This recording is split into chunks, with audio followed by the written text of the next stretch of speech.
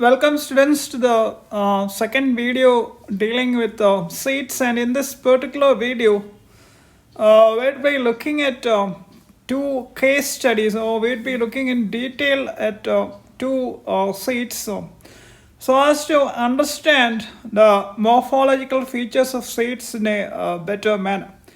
And the first seed we'll be looking at is that of gram, and here we can see that the first point we notice is that the seed is somewhat divided into two sections by a groove-like structure, and the groove-like structure has something like a dark broadened part in the middle, which is called a chalaza.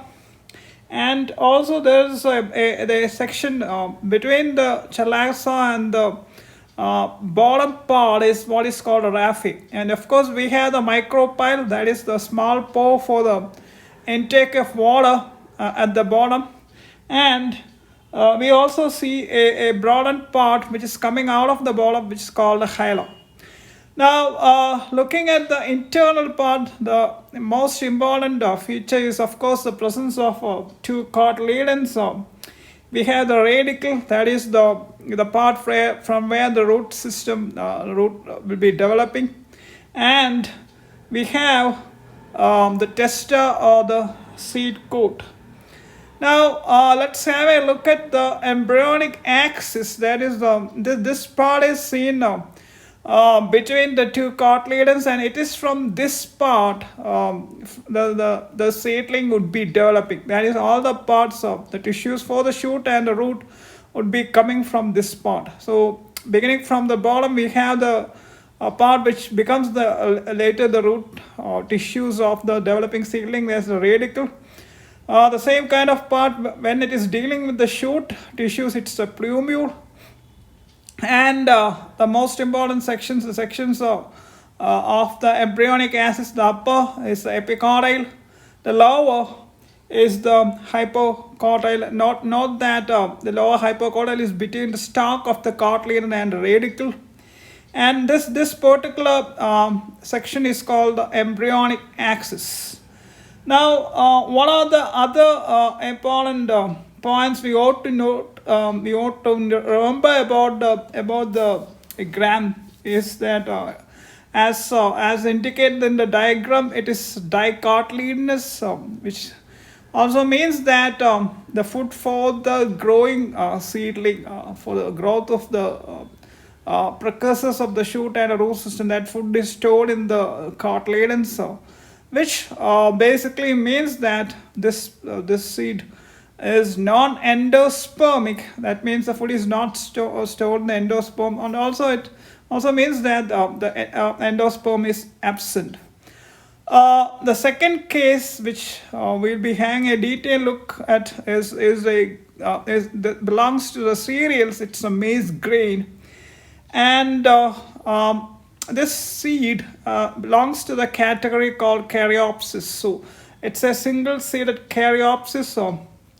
Another interesting feature, important feature, as far as the examination point of view is concerned, is that the fruit wall, that is the pericarp, and the seed coat, that is testa, are fused. You can't differentiate between the pericarp and the testa; they are fused together. There's a structure called the cob.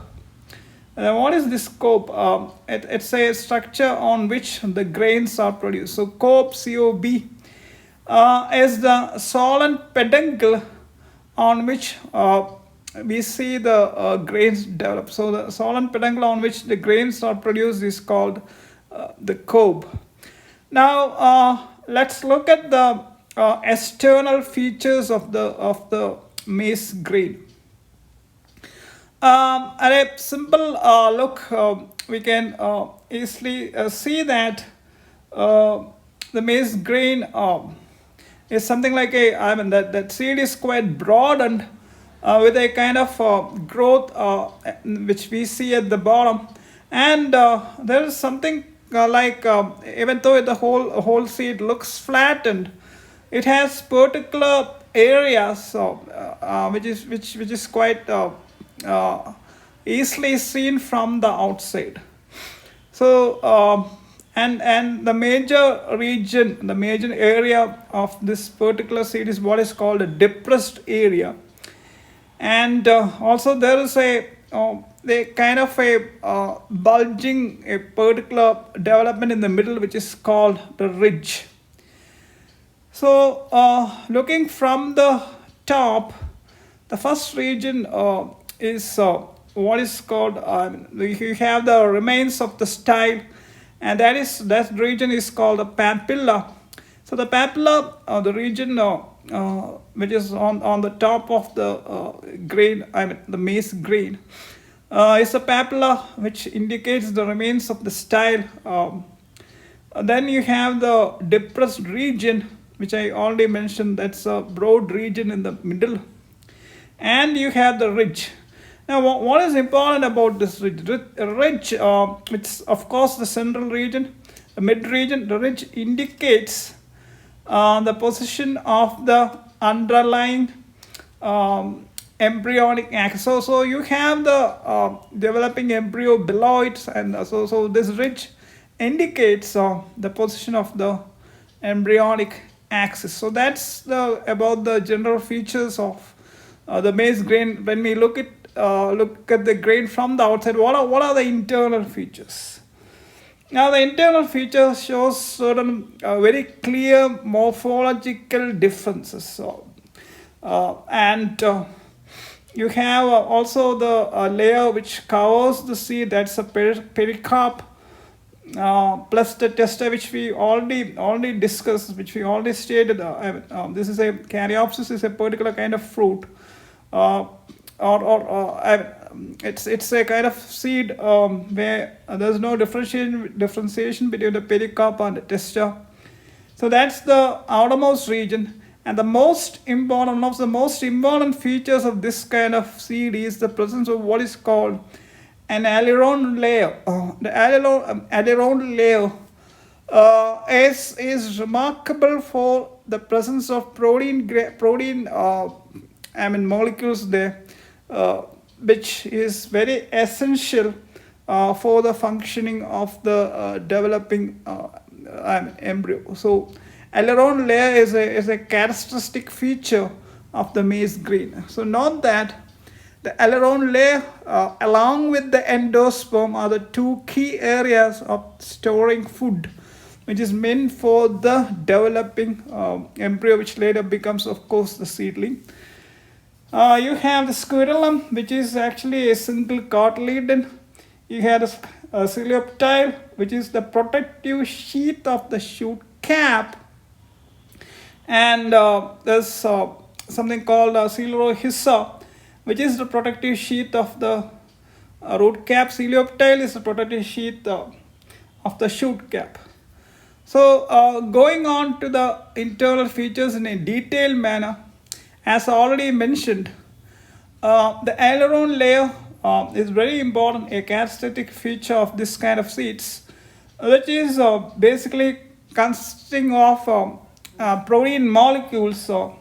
And what is it about? What is its major function? This region produces enzymes which are necessary for germination. So not that point. This region produces the enzymes which is essential for the process of germination. Now, Coleorhiza, as already mentioned, it's a protective sheath. It's a development of the root cap to protect that part. So that is Coleorhiza, and you have the Coleoptile, which is the same kind of development, but this time it's for the shoot cap. So Coleoptile, the protective sheath, which is meant for the shoot cap.